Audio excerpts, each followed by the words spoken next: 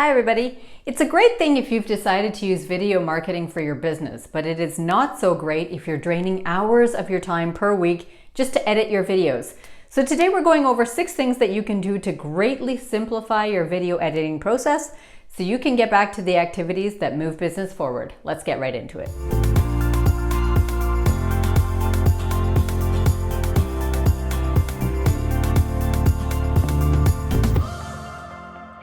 If you're new here, my name is Liz and I love to release videos every Tuesday teaching you the marketing tools that you can use to move business forward, like video marketing.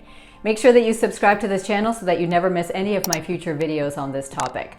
So let's talk about why this is such a big deal. Now, solopreneurs and early stage entrepreneurs in general do not have a lot of time to spare. That is just a known. One of the worst things is when you put in your time and effort to research and to create a great video, and then you have to drain hours and hours of your time per week just to get it edited. Now, if you've built up your business to the point where you have some resources to outsource your video editing, that is an amazing thing to do. However, many of us continue to edit our own videos, especially when we're in the earlier stages of our business. So today we're talking about some of the things that you can do in advance of actually sitting down to edit your video so that you can make the process a lot simpler, cleaner, and save many hours of your time. So let's jump right into it. Now, the first thing that you have to do is plan ahead. Now, it sounds like common sense because you would think that if you're creating a video, of course you would plan ahead, but you would be surprised how many people sit down to edit without actually planning what the end goal is for their video, without actually thinking about what would be the impact or the reaction from the audience from that particular video. So some of the things that you need to plan ahead are: what type of videos does your audience typically resonate with? At what point in your analytics do you see the attention dropping off your videos?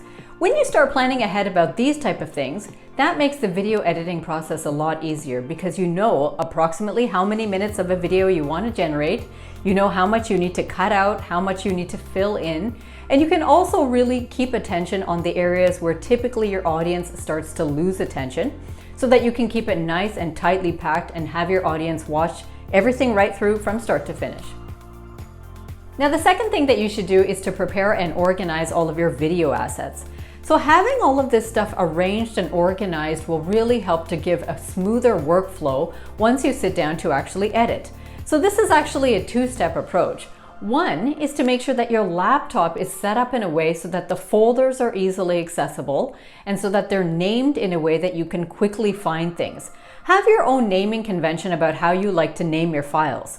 Some people like to name their files with the date. Some people like to use the title of their video topic as the actual title of the file. So think about what works best for you, what can be easily categorized and sorted and filtered so that you can find things easily. The second thing is to compile all of your assets and then store them in those folders so that at the time of editing, you're not looking all around your laptop trying to find things. So the typical things that you might need are graphics to include in your video, end screen, annotation screen, any of that type of thing. The actual title that you want for your video, you should be knowing that in advance. Any B-roll or footage, stock footage, any audio clips or any theme music.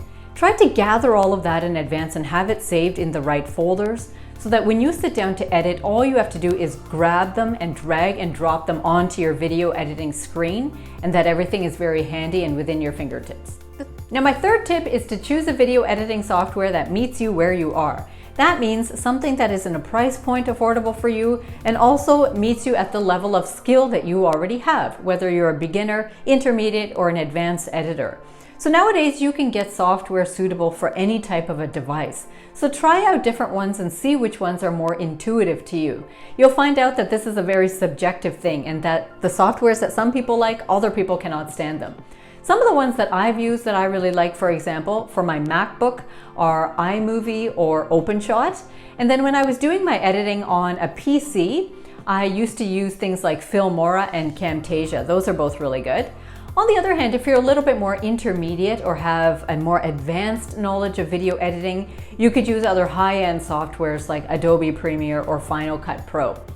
Also, you'll notice that a lot of these softwares actually have apps that you can download to your phone.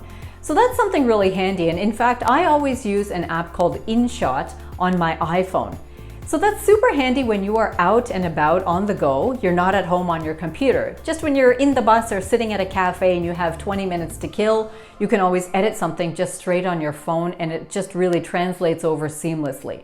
So look into these and try out a couple and see which ones really work well for you, and then stick with it, get used to it, watch all the tutorials so that you can learn all the little hacks and tricks around it, and then get moving with editing your videos. Now, my fourth recommendation would be to make sure that the hardware that you have is actually appropriate for the software that you've chosen. If you're using a software that really requires a lot of memory or storage on your computer, or requires a very powerful processor, then you'll need a laptop or a computer that can actually support that. The last thing that you want to do is be editing your software and finding out that your computer is completely slowing down, or it's having a hard time to save anywhere, or it's just really slowly refreshing the screen. All of those things greatly drag on the length of time that you need to actually edit your software. So look at all of this in advance, and when you're actually getting your software, compare it to the hardware that you have and do a little bit of research on Google to make sure that everything will move quickly so that you don't feel frustrated while you're in the editing process. Now, my next tip for you is to learn the keyboard shortcuts. This will greatly speeden up the time that it takes you to edit your videos. You'll find as you're editing that there's certain commands that you'll end up doing over and over and over again. For example, split clips, or select all clips, or delete, or color correct multi-clips. So these are all things that you might end up doing multiple times during your editing process. So rather than having to go each time right to the commands and finding your way through, or using the mouse to right click and left click, it's so easy if you just figure out what is the keyboard shortcut for your most used commands, write them down on a post-it note, and just have that in front of you while you're doing the editing. And that'll easily shave off at least 5 to 10 minutes of your time. Now, my sixth tip would be to consider how you are going to actually store and recover your files. I'd say it's never a good idea simply to store your video files directly to the laptop without having a backup anywhere else. I can't tell you the number of times that a person's laptop has gotten fried and they've ended up losing all of their video files. So it's always a great idea to take the actual completed video, as well as any of the raw footage that you find really good, and store that on an external hard drive, as well as on some type of a cloud system like Google Drive, for example. That way you can always access them later, make another copy, create some edits, and potentially repurpose that same video for other reasons, and you don't have to be tied just to that video device that you started editing on in the first place. Now, when we watch other people's videos on YouTube, everything flows so seamlessly that it makes it look like video editing is the easiest process in the world. But in fact, it does take time and it does take effort to get done well. So if you're a solopreneur or a very busy early stage entrepreneur, I guarantee you that spending hours and hours and hours to edit your videos is probably not the best use of your time, because you probably have a million other things that you need to get done in your business. Therefore, I really encourage you to get into a certain workflow, make things move as quickly as possible by organizing yourself well in advance, so that you don't have to be fumbling through the process and taking too long with it. Also, one thing that I really like to do is when I sit down to edit a video, I will edit it in its entirety. I know that some of my friends like to edit it in chunks. For example, they will do all the splitting of the clips first on one day, and then another day they'll do all the graphics and add in all the other media. For me, I need to sort of get into a zone. So when I sit down to do the editing, I want to be fully in that video and just immerse myself in it so that it looks the same from start to finish, rather than coming back to it multiple days later. So try different things and see which works best for you. And then within no time, you'll get into a certain flow that'll really make your video editing process go quicker. So if you like this video, make sure that you give it a like and share it with one of your friends who've recently started a new business and cannot afford to drain too many hours a week editing their videos. Don't forget to subscribe to this channel so that you never miss any other content from here. And if you're interested in learning how you can use video better for your business so that you can actually get in front of the audience that you intend and convert them down the line into paying customers, make sure that you check out the link in the description below for a free resource that I'll send you so you can get started right away. So until next time, take care.